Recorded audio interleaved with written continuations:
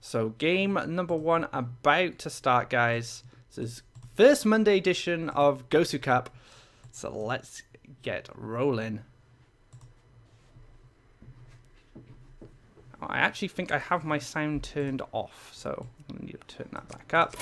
And there we go. So we have the warrior going up against the tempo mage. Looking at that starting hand.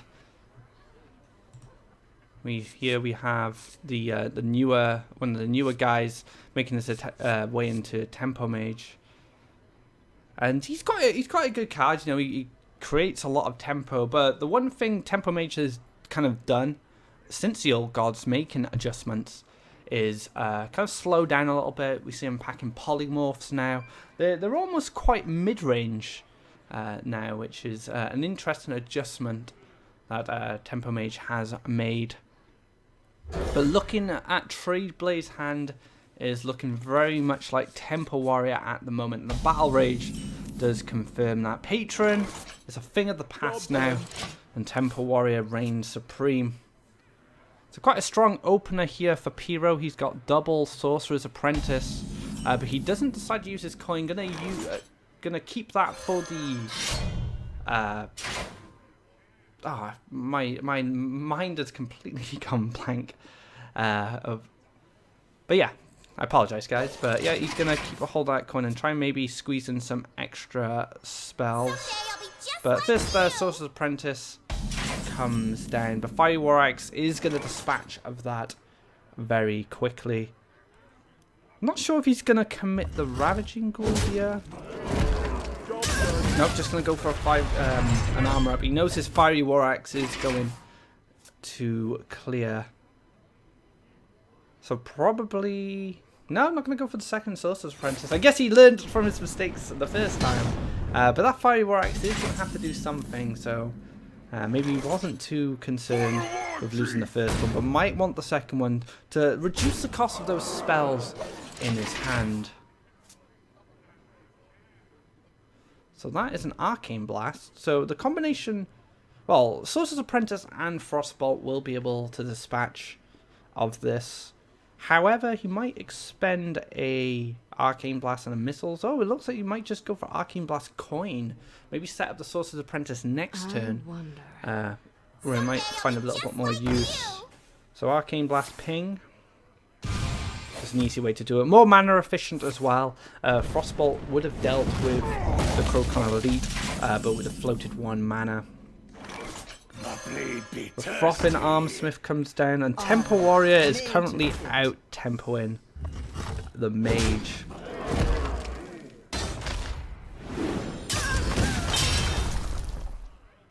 So now you could use the coin and get the Faceless Summoner out. I could just go for Azure Drake instead. However, Azure Drake will be dispatched of very easily against Tempo Warrior. They got slams, Ravaging Ghoul as well will help with that. I mean, Ravaging Ghoul and Slam alone will be able to take out Azure Drake, but he does go for the Summoner and gets a 3/3 out of it.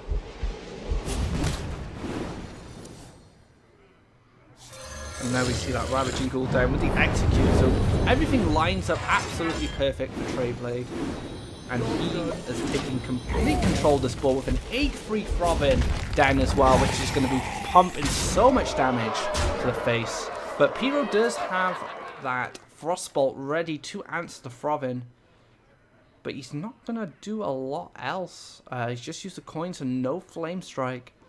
Have to get down the Cult Sorcerer, throw that Frostbolt to get rid of that Throbbing. And then ping somewhere. Could ping the Armorsmith, could ping the Ravaging Ghoul just to make missiles better if he needs to use them. And that was an amazing top deck there for Tradeblade, picking up a Fiery War Axe. Maybe not the best you could find for Malfrock there, but it does the job, and it cleared out that Cult Sorcerer without too much trouble. So now, maybe Azure Drake, use that Arcane Blast, and then pray with these Arcane Missiles that they'll clear that 6-5. 6-1 now. Armor. Oh, there we go. He's gone. Malfrock has been taken out. Armorsmith has gone as well. And one to face that. He kind of lined up perfectly there. One to the Ravaging Ghoul wouldn't have been too bad. Might have set up a second missiles. But Ragnaros can cause some trouble here. Could go for the face plan here with the weapon and the Ravaging Ghoul and just go for the 50-50 on the win here. But even if he misses and he hits the Azure Drake, he's still in a very good spot. Flame Waker picked up off the top. Might have to go for a faceless summoner. Try and find that taunt. Ooh, Wolf Rider. Gets declared the free, so relieves some of that pressure, but Ragnaros is still rocking, and Battle Rage may find what he needs, just a whirlwind to go with that Crocon, and there it is. Spoke way too soon there, guys. And the Crocon plus the whirlwind will win the first game for Tradeblade. Quick concede coming out, knowing that he is done. First match goes to Tradeblade. So the Temple Warriors able to establish a very early board, very dominating start there. And the Tempo Mage didn't quite have what he needed right at the start. Like you need that Mana Worm. You had the Sorcerer's Apprentice. You had two of them, but the Fiery War Axe dispatched them so easily. So it can be very tough for Tempo Mages to keep up with Temple Warriors these days. Not only are they very fast, but that Fiery War Axe has a major impact on the opening. So when we do these GosuCups, I don't ask for any classes from the players. I go in blind, so I have no idea what they're going to play next. I kind of get a good idea as I go through the event, and we start seeing the same players kind of show up in the later rounds. And one thing that I've noticed is a lot of players tend to keep to the same decks they use from the start, and maybe changing one, but not straying too far away from the core of their lineup. So one of the decks we'll probably see is Shaman of some variation. It's just so popular right now. It'd be silly not to auto include it. But we do see a Rogue as well. That is also another popular deck. And Zoolock. So we had a lot of Reno Jackson Warlock come at the GosuCup over the last 2 weeks. Not much Zoo, but Zoo's starting to pick back up in popularity. It's kind of the story of the Warlocks in the competitive scene right now. Reno gets popular, Zoo falls off, Zoo gets popular, Reno falls off, and it just bounces back and forth. And the American preliminaries had a decent amount of Zoolocks running around the top 16. So that might be the inspiration for packing these faster decks. And it's amazing how much the metagame shifts at the moment. We had a very control-heavy meta at DreamHack Austin, and then come the spring preliminaries for EU, it kind of sped up a little bit. Not too much though. Control was still very powerful, but the Priest wasn't doing as well as it did in Austin. And then come the Americas preliminaries, a lot of more aggressive decks were coming out the woodwork, like Pirate Warrior, Zoolock was coming back, and Mid-Range Hunter has made its return. So it's nice to see this metagame is constantly shifting and adapting to the strong decks. Not a bad opening from Tradeblade, packing that Crazed Alchemist to deal with those Doomsayers in the control decks. But the curve hasn't been too bad. He did float a mana last turn, but the heat is on. And p1rr0's answers are a little bit more lackluster. Fan of Knives will deal with the Imp in that 1-1 and get to dig the 2 cards. So that Exam boss did spawn an additional minion. Darkshire Councilman comes down, one of the powerhouses of the new Zoo decks, getting buffed every time a minion hits the board. And Forbidden Ritual has great synergy with that card. So what's picked up off the top? Bang, please. And a coin into Conceal. I am ready to try and protect this board, but at 16 health already, Tradeblade has an incredibly fast start, and it's going to be tough. Second Darkshire Councilman. But, yeah, one thing he was probably considering is going for the Forbidden Ritual this turn. If he had stuff the trade on board with, but the Concealed is locked out that line of play. So potentially just another Councilman now, and then do Ritual here, and that buffs. Oh, he's going to go for the switch on the Alchemist. I like this. And now you see that attack buff is switched, so even though the health totals have been switched around, the attack buff still applies to his new attack stat that he gained from the Crazed Alchemist. Farseer for the heal can clear out that one Darkshire Councilman with the Cold Blood. I am ready to learn. Still a lot of power on board. Clear for the Alchemist and the Imp. But we know that is going to be enough with the Forbidden Ritual, buffing up that Darkshire Councilman. Going to look for even more damage. Picks up the Overwhelming off the Peddler, as Peddlers tend to do. And this is going to be another brutal victory for Tradeblade against p1rr0, a defending champion of the GosuCup. So a 2-0 lead so far, guys. Tradeblade bringing the heat, putting that pressure on p1rr0. He has one deck left to win with. This is Conquest format, so you have to win with each of your decks in order to win the series. So Miracle Rogue was the one deck we've seen from p1rr0. We also saw the Tempo Mage. So both players have a mystery deck left each. The one is going to be revealed by Tradeblade straight away. And we'll have to see if p1rr0 decides to opt for his previous decks he's already tried with, or he's going to go with that final deck. But they are ready to go back into the game. And it's a Shaman Mirror!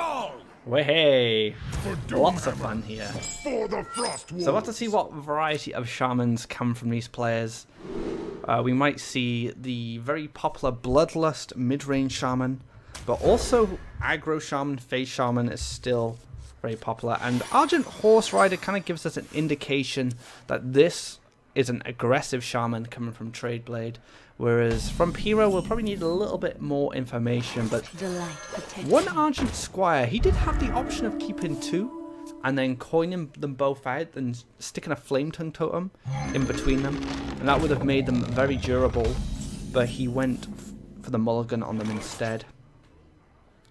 So coin, Argent Horse Rider, just going to push some damage. Rely on those Divine Shields to keep his board intact. Oh, interesting. I was surprised he just didn't go face there. I was just thinking of what he was afraid of. Maybe Earth Shark? I feel that Tradeblade lost 2 damage there. And again, a very interesting hit the Divine Shield off, and he's going to clear that Totem Golem now. I mean, you could have just pushed the damage there, and then the Argent Squire wouldn't have been able to clear the Totem Golem without additional help. He did find the Abusive Sergeant, so he did have options. But then he would have had, if he didn't have anything, the Totem Golem would have cleared out a Feral Spirit if he went for that play. Did you bring some fish? Oh, wow. What a pickup. Well played. And even Tradeblade knows. Probably a little disappointed with the good roll on the Tuscato Panic there. But things are looking very good for p1rr0 in this match right now. And Tempo Abusive Sergeant, just to try and keep the board intact. But Feral Spirits picked up off the top. And now he can play Feral Spirits or go for, he's going to go for an additional Flame Tongue to clear out that Abusive. I like this. Being more mana efficient as well. And he's going to make that thing from below a lot cheaper. Wow, Tradeblade is in a really tough spot. That's a lot of damage represented on p1rr0's side of the board. Healing Totem, not what he wants. He's going to be wanting either the 1-1 or the Taunt just to slow things down. Another Totem. And now double things from below could come down if you wanted it.